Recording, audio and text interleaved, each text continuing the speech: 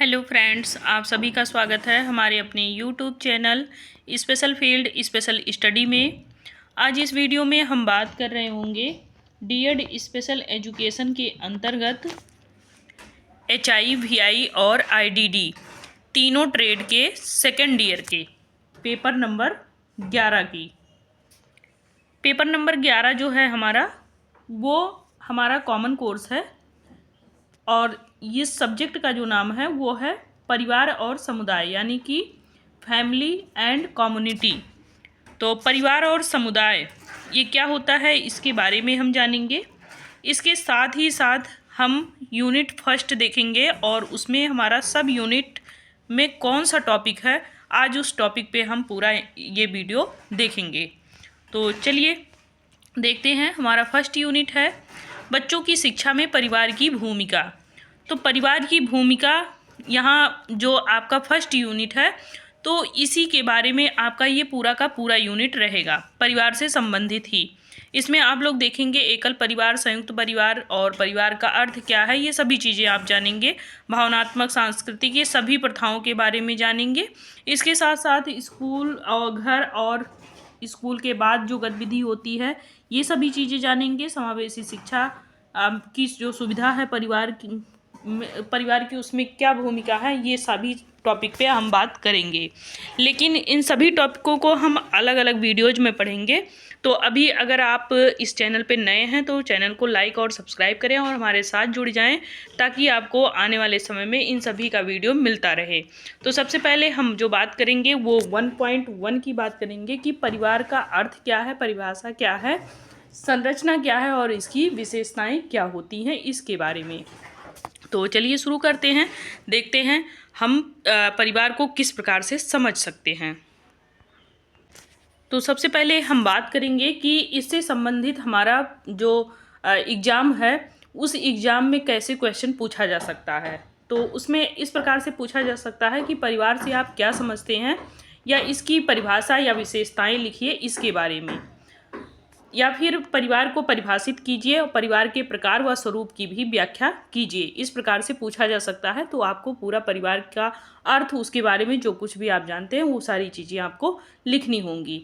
थोड़ा सा आप लोगों को कोई डिस्टर्बेंस हो रहा होगा, आवाज़ आ रही होगी, लेकिन उसको इग्नोर करते हैं क्योंकि काम चल रहा है, तो फिर समस्या आप लोगों को बनी रहेगी और वीडियो नहीं मिलेगा तो समस्या आपको एग्ज़ाम तक बनी रह जाएगी। इस वजह से थोड़ा सा इग्नोर करिएगा। जो भी वीडियो में आवाज़ें आ रही हैं उसको छोड़ करके आप हमारी बातों पर ही ध्यान दीजिएगा। तो हम बात करते हैं फैमिली की। फैमिली एक अंतरंग घरेलू समूह है। अंतरंग जो यहाँ पे शब्द आया हुआ है, अंतरंग का मतलब ये होता है कि जैसे आप फ्लावर देखते हैं या फिर और बाहरी दुनिया में विभिन्न प्रकार के कलर्स वगैरह देखते हैं सभी चीज़ों में, तो वो अलग अलग होता है, भिन्न भिन्न प्रकार का होता है। फूलों में ही देख लीजिए तो अनेक प्रकार के आपको फूलों की प्रजातियाँ दिख जाएंगी। ऐसे ही घर परिवार में भी आप देखेंगे तो इसमें भी आपको कई तरह के परिवार की संज्ञा मिल जाएगी देखने को, क्योंकि आप देखेंगे तो परिवार में एकल परिवार भी होता है, संयुक्त परिवार भी होता है, और परिवार में बहुत सारे लोग होते हैं और सबका अपना अपना एक स्थान होता है। इसलिए इसको अंतरंग कहा गया है, जो कि घर के अंदर ही आपको कई प्रकार के परिवार देखने को मिल जाते हैं, जो रक्त के संबंध में भी होते हैं, यौन के संबंध से भी होते हैं और कानूनी संबंधों के द्वारा भी एक दूसरे से वो जुड़े होते हैं, एक दूसरे से वो संबंधित होते हैं। ये सबसे छोटी और सबसे आधारभूत समाज की एक इकाई होती है, क्योंकि आप जानते हैं समाज में जितने भी लोग हैं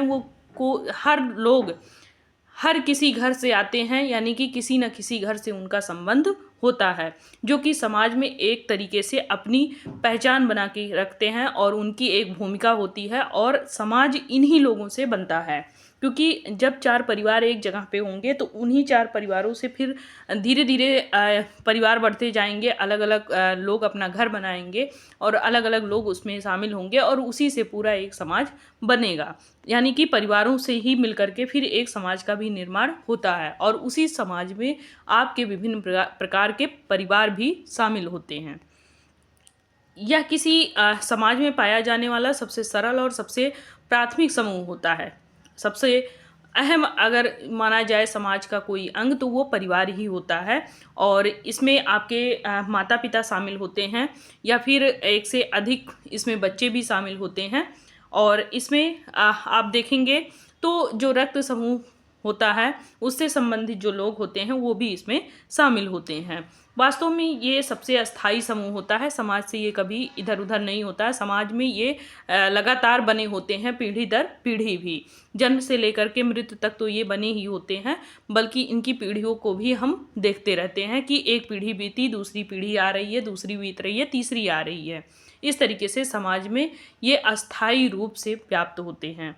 और सामाजिक जो है ये विभिन्न वैज्ञानिकों के द्वारा भी इसको अनेक तरीके से परिभाषित किया गया है। जैसे कि हम मानेंगे मैकलेबर के अनुसार, मैकलेबर क्या कहते हैं कि परिवार यौन संबंधों द्वारा परिभाषित एक समूह होता है जो बच्चों की उत्पत्ति और पालन पोषण प्रदान करने के लिए पर्याप्त रूप से उचित और अस्थायी होता है। इसी में फिर रॉबर्ट बियरस्टेट क्या बोलते हैं कि परिवार लगभग बिना किसी प्रश्न के मानव अनुभव द्वारा प्रदान किए गए किसी भी समूह में सबसे महत्वपूर्ण होता है। परिवार हमेशा हमारे साथ होता है और या फिर उचित रूप से हम इसके साथ होते हैं। आप जानते ही हैं, या तो हम परिवार में रहेंगे या परिवार हमारे साथ होगा। इसी में फिर MF निमकाफ क्या बोलते हैं कि परिवार कामोबेश पति पत्नी का, बच्चे के साथ या उसके बिना, या अकेले पुरुष या महिला का, या जिसके बच्चे हों एक स्थिर संबंध होता है। इनका आपस में इनका एक संबंध होता है। एलियट और मेरिल क्या बोलते हैं कि परिवार पति पत्नी और बच्चों से बनी जैविक सामाजिक इकाई होता है। ऐसे ही आपके और भी जो वैज्ञानिक हैं वो भी बोलते हैं, बर्गेस और लोके, कि परिवार विवाह, रक्त या गोद लेने के संबंधों से एकजुट व्यक्तियों का एक समूह होता है जो पति और पत्नी, पिता और माता, बेटा और बेटी, भाई और बहन की अपनी अपनी सामाजिक भूमिकाओं में एक दूसरे के साथ बातचीत और अंतर संचार करता है। यह एक साझा संस्कृति का निर्माण करता है। किंसले डेविस क्या कहते हैं कि परिवार व्यक्तियों का एक ऐसा समूह है जिनके एक दूसरे से संबंध रक्त संबंध पर आधारित होते हैं और इसीलिए वे एक दूसरे के रिश्तेदार भी होते हैं। तो इसमें परिवार में आपके रिश्तेदार भी शामिल होते हैं, कुछ वैज्ञानिकों का ये भी कहना है। अब हम बात करेंगे इसकी विशेषताओं की। तो विशेषताओं पर अगर हम बात करते हैं तो परिवार एक सार्वभौमिक समूह होता है और समाज का एक इकाई होता है।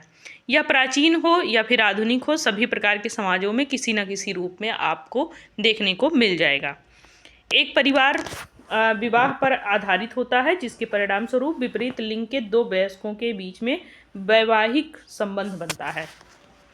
प्रत्येक परिवार एक व्यक्ति को एक नाम प्रदान करता है और इसीलिए यह नामकरण का एक स्रोत भी होता है। परिवार वह समूह है जिसके माध्यम से वंश या वंशावली का पता लगाया जा सकता है और किसी भी व्यक्ति के जीवन में परिवार सबसे महत्वपूर्ण समूह भी होता है, ये आप जानते ही हैं। परिवार समाज की प्राथमिक इकाई होती है और इसके सबसे बुनियादी और महत्वपूर्ण समूह होते हैं जो समाज से जुड़े होते हैं। एक परिवार आमतौर पर आकार में सीमित होता है, यहाँ तक कि बड़े संयुक्त और विस्तारित परिवार भी आकार में सीमित होते हैं। परिवार समाज का सबसे महत्वपूर्ण समूह होता है और सभी संस्थानों, संगठनों और समूहों का एक केंद्र भी होता है। परिवार भावनाओं पर आधारित होता है। विवाह, प्रजनन, मातृ और भ्रातृ, भक्ति, प्रेम और स्नेह पारिवारिक संबंधों का एक आधार होता है। सभी चीज़ें आप लगभग इनमें देखते हैं। विवाह भी देखते हैं, समाज में प्रजनन भी होता है, अपने जैसे ही बच्चों को जन्म देते हैं, माता पिता होते हैं, भाई बहन होते हैं और एक दूसरे में प्रेम का यहाँ पे संबंध भी होता है। परिवार भावनात्मक और आर्थिक सहयोग की भी इकाई होती है और इसके साथ साथ परिवार का प्रत्येक सदस्य कर्तव्य और जिम्मेदारियों का अपने साझा भी करता है। प्रत्येक परिवार पति पत्नी और एक से अधिक बच्चे होते हैं वहाँ पे, चाहे दोनों प्राकृतिक और या फिर गोद लिए हुए ही क्यों ना हो। प्रत्येक परिवार विभिन्न सामाजिक भूमिकाओं से भी बनता है, जैसे कि पति पत्नी, माता पिता, बच्चे, भाई और बहन, ये सभी इसमें शामिल होते हैं। अब हम बात करेंगे फंक्शनल ऑफ फैमिली की, यानी कि परिवार के कार्य की। तो एक ये सामाजिक समूह और एक महत्वपूर्ण सामाजिक संस्था के रूप में परिवार विभिन्न कार्य करता है। जैसे कि इसके कार्य की हम अगर बात करते हैं परिवार के, तो इसमें परिवार एक इकाई के रूप में माना जाता है जो कि एक तरीके से पीढ़ी दर पीढ़ी चलता रहता है। इसमें क्या होता है कि स्त्री हो या पुरुष हो, दोनों में यौन संबंध बनते हैं। उसके बाद प्रजनन की प्रक्रिया होती है और फिर वो अपने जैसे ही बच्चों को जन्म देते हैं। बच्चों को का ये पालन पोषण करते हैं और पालन पोषण करके एक नई पीढ़ी को तैयार करते हैं। प्रजनन की प्रक्रिया एक परिवार में संस्थागत भी होती है, विनियमितीकरण और नियंत्रित भी होती है कि जैसे एक ही दंपति के 2 ही बच्चे होते हैं या फिर एक दंपति के 1 बच्चे होते हैं। इस प्रकार से उनका पीढ़ी दर पीढ़ी चलता रहता है और ये जो पीढ़ी दर पीढ़ी चलता है, कहीं ना कहीं मानव प्रजाति जो होता है इसमें पूरा अपना योगदान देता है। और एक परिवार जो होता है व्यक्ति को एक तरीके से पहचान भी देता है, यानी कि जो भी बच्चे उसके होते हैं वह बच्चे पहले शुरुआत में तो अपने माता पिता से ही पहचाने जाते हैं। इसके बाद में फिर वो अपनी पहचान बनाते हैं, फिर उनका भविष्य आता है और ऐसे ही पीढ़ी दर पीढ़ी ये कार्यक्रम चलता रहता है। इसमें पालन पोषण के लिए भी परिवार ही जिम्मेदार होता है, क्योंकि बच्चे अगर जन्म लेते हैं तो फिर उस टाइम पे क्या होता है कि बच्चे कमा तो रहे नहीं होंगे और कि वो कोई नौकरी करने लगेंगे जन्मते ही, तो उनका जो पालन पोषण का कार्य होता है वो कौन देखता है? परिवार ही देखता है। परिवार ही इनका प्रतिनिधित्व करता है। इसके साथ साथ समाज में भी उनकी पहचान बनाने में कहीं ना कहीं मदद करता है, या तो वो परिवार में होते हैं या परिवार उनके साथ में होता है। तो इस तरीके से ये एक तरीके से परिवार के कार्य होते हैं जो कि बच्चों को पढ़ा लिखा करके आगे उनको बढ़ने का अवसर देते हैं, उनको विभिन्न पदों तक पहुंचाते हैं, उनकी एक पहचान बनाते हैं और फिर वे बच्चे जब अपना कुछ हासिल कर लेते हैं और फिर आर्थिक स्थिति उनकी मजबूत हो जाती है तो वो भी एक दूसरा घर बनाते हैं और फिर उस घर में अपना शादी विवाह करते हैं, फिर नई पीढ़ी को वो जन्म देते हैं और नई पीढ़ी ऐसे चलती है। फिर उस पीढ़ी का वो पालन पोषण करते हैं, उनको उचित व्यवस्था देते हैं, उचित जो भी उनके साथ में कार्य होते हैं वो परिवार बन करके इस तरीके से अपने बच्चों को देते हैं। फिर वे बच्चे के द्वारा फिर दूसरे बच्चे आते हैं, यानी कि ऐसे ही पीढ़ी दर पीढ़ी चलती रहती है। अब इसमें हम बात करेंगे परिवार के प्रकार या स्वरूप की। तो आप देखेंगे एक चित्र बना हुआ, based on birth, based on marriage, based on regency, based on unnecessary of relation, based on nature of relation। मतलब आप देख सकते हैं कि कितने टाइप के फैमिली पाए जाते हैं। तो इसमें सबसे पहले जन्म के आधार पर, बेस्ड ऑन बर्थ के आधार पर हम देखते हैं। तो इसमें आप देखेंगे कि इसमें अभिविन्यास का परिवार जिसको हम बोलेंगे या प्रजनन का परिवार, इसमें क्या होगा कि जहाँ पे एक परिवार शादी करेगा, शादी के बाद वो संतान उत्पत्ति करेगा और उसी का फिर वो पालन पोषण करेगा और समाज में उसको एक पहचान देगा। दूसरा होगा विवाह पे आधारित। इसमें क्या होगा कि इस परिवार में बच्चों सहित एक पति पत्नी और शामिल होंगे, जो कि एक पत्नी विवाह पर आधारित होगी, अर्थात एक पत्नी परिवार और बहुपत्नी परिवार, उसके बाद बहुपतित्व परिवार, यानी कि ये कह लीजिए कि एक पत्नी परिवार की एक ही दंपति हो, पति पत्नी, या फिर बहुपत्नी यानी कि एक पुरुष हो और 2 पत्नियां हो, 3 पत्नियां हो, जैसे कि यहाँ पे कृष्ण भगवान के थे, उनके कितनी रानियां थीं, वो बहुत ज़्यादा रानियां थीं उनके पास। तो ऐसे ही एक पत्नी भी हो सकती है जो कि उनके पास पति बहुत ज़्यादा हो सकते हैं, तो इससे भी होता है। और इसी के साथ में अगर हम देखेंगे तो वो बच्चों को गोद भी ले सकते हैं या फिर वो एक तरीके से रिप्रोडक्शन की प्रक्रिया उनमें भी हो सकती है, प्रजनन हो सकता है, अपने जैसे बच्चों को वो जन्म भी दे सकते हैं। तो इस प्रकार से उनकी जो प्रक्रिया होगी वो चलती रहेगी और पीढ़ी दर पीढ़ी वो बच्चों को पालन पोषण करते हुए उनकी पहचान बनाएंगे समाज में। निवास के आधार पे भी देख सकते हैं कि यहाँ पे एक जोड़ा होगा समाज में और वो अपने ही मातृत्व स्थान पर होंगे और वहाँ पे वो सरवाइव कर रहे होंगे। पितृस्थानीय भी हो सकता है, मातृ, जैसे कि निवासा आप बोलते हैं कि वो निवासा पाए हैं तो गांव में, तो निवासा पाने का मतलब यही होता है कि या तो पति पत्नी थे, उनके जो बच्चे हुए उन बच्चों के जैसे कोई लड़की हुई, लड़की के बाद कोई भी लड़का नहीं था या उसका, तो फिर उसकी शादी जहाँ की है तो वो शादी वाले जो घर जहाँ पे था वो आके करके यहाँ पे निवासा पा गए। तो इस तरीके से भी होता, ऐसे पिता के यहाँ भी होता है कि अगर एक ही लड़की है उनके या एक ही लड़का है तो फिर इस तरीके से निवासा वगैरह पाते हैं। तो एक स्थान से दूसरे स्थान पे भी जा कर के वो उनकी संपत्ति लेकर के फिर वहीं पे वो रह जाते हैं और वहीं पे उनकी पीढ़ी दर पीढ़ी चलती रहती है। निवास बदलने का भी होता है। कुछ लोग जैसे क्या होता है कि गांव में रह रहे हैं, अपना परिवार लेकर के परिवार चला रहे हैं, बाद में फिर वो शहर की तरफ कूच कर गए, वहाँ पे रहने लगे और फिर वहाँ अपना बना लिए, वहीं की नागरिकता ले ली। या एक देश से दूसरे देश में भी लोग जाते हैं, नागरिकता ले लेते हैं, फिर कभी नहीं आते हैं। तो इस प्रकार से भी होता है। संबंधों की वंशावली चलती है, मातृ पितृ दोनों चलता है, जिसमें माता के वंशज चलते रहते हैं, पिता के अलग वंशज चलते रहते हैं। अगर हम ही देखें तो हमारी जैसे नानी थी, नानी के बाद मम्मी थी, मम्मी के बाद हम थे, ऐसे ही पुरुषों में भी होता है कि उनके पिता थे, फिर उनके बेटे, फिर उनके बेटे के बेटे, इस तरीके से दोनों वंशज चलता रहता है।